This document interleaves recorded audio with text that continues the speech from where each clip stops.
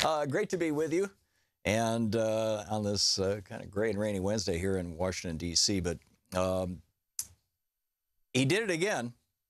Apparently, Donald Trump can't stop passing out classified information, and apparently so can't his White House.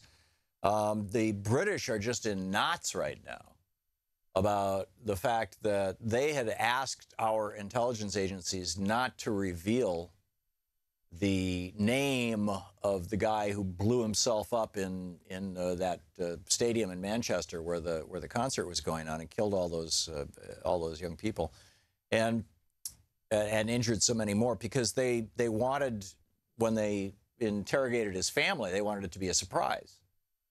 And people inside the Trump administration leaked that to the press, and so then the British government came back to them and said, "Don't do that, please. We're trying. You're messing with an ongoing investigation." And apparently, the Trump people said, "Fine." And then today, or yesterday, late yesterday afternoon, today, this morning in UK, they leaked some more information. So they're pretty flipped out there. In Israel, Trump, by the way, he arrives in Israel, right? His plane arrives in Israel from Saudi Arabia, and he says to Netanyahu, "I just got back from the Middle East." And you can just, Israel's ambassador to the United States, I guess, face palmed that. It's like, Trump, you're in Israel. This is the Middle East. But anyway, when he was in Israel, up until that point, nobody had confirmed that the intelligence that he had handed off to the Russian ambassador and the Russian foreign minister in the Oval Office was actually from Israeli intelligence. So there he is standing right next to Netanyahu, and he says, "I never said Israel to those guys in that room." And so they're going, "Oh, well, thank you for the confirmation, And now the transcript is out of Trump's conversation with Duterte. And this is, once again, bizarre in that he says to Duterte, the murderous thug who is running the Philippines, excuse me, or not excuse me, but let me add, one of the places where Trump now has a Trump hotel, right, in the Philippines. He says to him, we've got this, in fact, The Intercept has published the complete transcript, which was apparently given to them by somebody inside the Philippine government. And, number one, apropos of the leaking stuff, Trump says, they're talking about Kim Jong-un. And so here's Trump talking to a foreign despot, asking him for his advice on foreign affairs, because apparently, Steve Bannon doesn't have a clue. I don't know what it is, but he says to Duterte, what do you think about Kim Jong-un? Do you think he's stable or unstable? And Duterte says, I think he's unstable. And Trump says, what should we do? And Duterte says, China holds all the cards, basically. And Trump says, well, we've got 2 nuclear submarines off their coast right now. Wait a minute, that was a secret. You're not supposed to tell people that. You're especially not supposed to tell Duterte, who just, a few months ago was saying that he was going to form an alliance with China and Russia and to hell with the United States.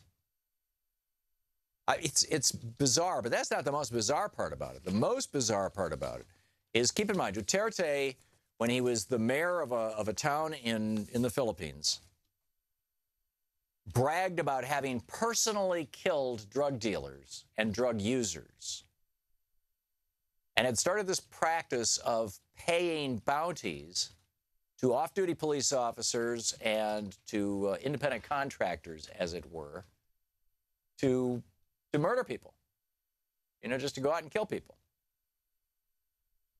And it's 9,000 people now in the 4 months or so, 5 months that Duterte has been president of the Philippines, have been assassinated. And the government's paying this $200 bounty for, every time they just, you see somebody using drugs, walk up to them, put a gun to their head, pull the trigger, bang, you get $200. So that's his solution to the so-called drug problem in the Philippines. Now, Jeff Sessions is really not all that much different. Jeff Sessions is saying, yeah, let's go back to the kind of, heavy-handed enforcement that Reagan was doing, which was, the minimum mandatories and huge penalties for small amounts of possession. Let's throw more people in jail and destroy more lives. I mean, it's not putting a gun to their head and blowing their brains out like Duterte is doing, but the function, the effect is not that dissimilar. First of all, a lot of people are going to die or will die as a result of this. Perhaps die in prison or on their way or commit suicide in anticipation or whatever. But there's also, it's just destroying people's lives. So Donald Trump calls up Duterte, and the transcript was just leaked.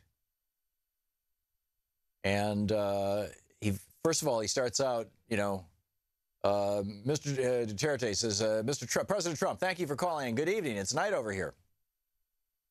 And Trump says, oh, I hope it's okay. It's not too late. It's okay, isn't it? Is it too late? No, Donald, you're supposed to be the big dog here. You don't. Anyway, the president of the Philippines, Duterte, no, it's okay. We're just having dinner with some members of the ASEAN. I doubt that Trump even, the Asian kind of semi-version of NATO, or at least that's how it was originally envisioned. Anyhow, Trump says, oh, okay, good, because, because I know you don't sleep much. You're just like me. You are not a person who goes to bed at all. I know that, right? And Duterte says, yes, you are right, Mr. President. So two men whose, consciences are troubling? I don't know. Two men with a sleep problem? Anyhow, then it gets bizarre. Trump says, I just wanted to congratulate you because I'm hearing of the unbelievable job on the drug problem. Many countries have the problem. We have the problem. But what a great job you are doing, and I just wanted to call and tell you that. This is the next sentence after saying, oh, you don't sleep as much as me, after saying, I'm not calling you too early, am I, or too late? Duterte says, thank you, Mr. President. This is the scourge of my nation now, and I have to do something to preserve the Filipino nation. POTUS. Trump, I understand that and fully understand that, and I think that we had a previous president who did not understand that. That's right. Barack Obama did not understand assassinating people for using drugs. I don't understand it either.